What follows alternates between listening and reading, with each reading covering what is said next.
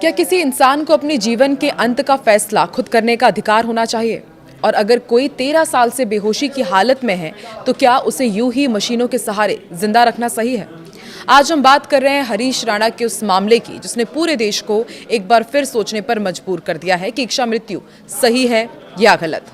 हरीश राणा का मामला करीब 13 साल पहले गंभीर हेड इंजरी के बाद हरीश राणा गहरा कोमे में चले गए।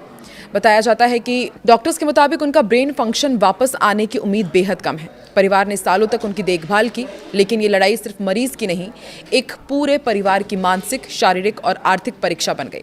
अब सुप्रीम कोर्ट की मंजूरी के बाद उन्हें दिल्ली के एम्स में शिफ्ट किया गया है, जहां पैसिव यूथेनेशिया की प्रक्रिया शुरू हो चुकी है। पैसिव यूथेनेशिया मतलब इच्छा मृत्यु। आपको समझाते हैं कि इच्छा मृत्यु है क्या। देखिए, जब कोई व्यक्ति असहनीय पीड़ा से मुक्ति पाने के लिए जीवन समाप्त करने का निर्णय लेता है, इसके दो प्रकार होते हैं, एक्टिव और पैसिव। तो देखिए, एक्टिव यूथेनेशिया के बारे में आपको सबसे पहले बताते हैं। इसमें इंजेक्शन देकर के जीवन खत्म किया जाता है। भारत में इसे गैर कानूनी माना जाता है। दूसरा जो पार्ट है वो है पैसिव यूथेनेशिया, जिसमें लाइफ सपोर्ट या फिर कृत्रिम भोजन बंद कर दिया जाता है और धीरे धीरे शरीर खुद जीवन त्याग देता है। भारत में केवल पैसिव यूथेनेशिया ही सख्त शर्तों के साथ मान्य है। प्रक्रिया कैसे होती है ये भी आपको समझाते हैं। देखिए, ये कोई आसान या तुरंत होने वाली प्रक्रिया नहीं है। कोर्ट की अनुमति जरूरी होती है, डॉक्टर्स की एक्सपर्ट टीम इसकी जांच करती है, मेडिकल रिपोर्ट और परिवार की सहमति सबसे ज्यादा जरूरी होती है। जब प्रक्रिया शुरू होती है तो मरीज को दिए जा रहे कृत्रिम पोषण, मतलब उनको जो खिलाया जाता है, जो लाइफ सपोर्ट सिस्टम उनको लगा करके रखा जाता है, उनको हटा दिया जाता है। लेकिन सबसे बड़ा सवाल, मृत्यु कब होती है और हरीश राणा की मृत्यु कब होगी? क्योंकि अब जो लगातार हम प्रोसेस देख रहे हैं उसको लेकर के नए नए अपडेट सामने आते हैं। तो डॉक्टर्स के मुताबिक ये जो पूरा प्रोसेस है वो कुछ घंटों का नहीं है, बल्कि 15 दिन, 1 महीना या उससे ज़्यादा का भी वक्त लग सकता है। यानी एक धीमी और प्राकृतिक प्रक्रिया होती है जिसमें शरीर धीरे धीरे जवाब देता है।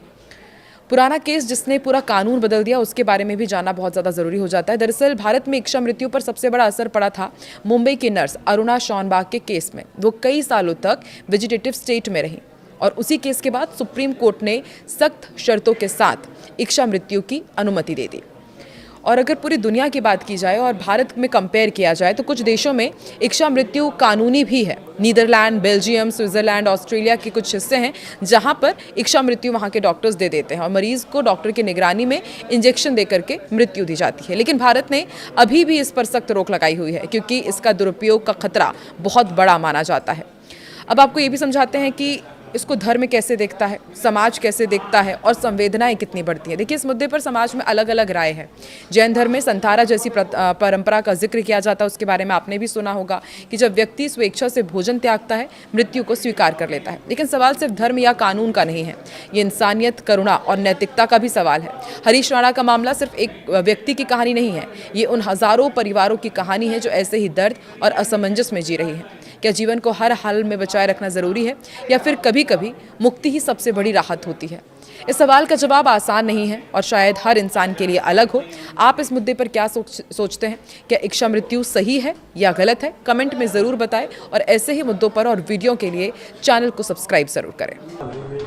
वो तो क्या बताऊँ मैं, अब माँ बाप को कैसे लगता होगा कुछ नहीं बोल सकते हम। शक्तिमान परमात्मा का धन्यवाद करता हूँ जो आज जो हम करने जा रहे वो हुआ है, वो हम चाहते थे। ऐसे ही हमें न्यायाधीश टकरे जिन्होंने वो जजमेंट दी। 3 साल हो गए लड़ाई लड़ते हुए। कौन माता पिता अपना चाहता है कि अपने बेटे को ऐसे करे, परंतु हम चाहते कि जनहित में ऐसे पता नहीं हरीश जैसे कितने लोग पड़े हैं, उनका भी कल्याण हो। तो इसलिए ये मामला जो है चलता गया हाई कोर्ट से सुप्रीम कोर्ट में दोबारा अपील करी और आज हमें सफलता मिली है। तो इसका ऐसा है कि अब ये मीडिया में वहाँ एम्स में ले जाया जाएगा, तो उसके लिए हम डिस्कस कर लेंगे। सारा शाम को बेटा भी आएगा, हमारी मैडम है जो इसकी सेवा करती हैं दिन रात।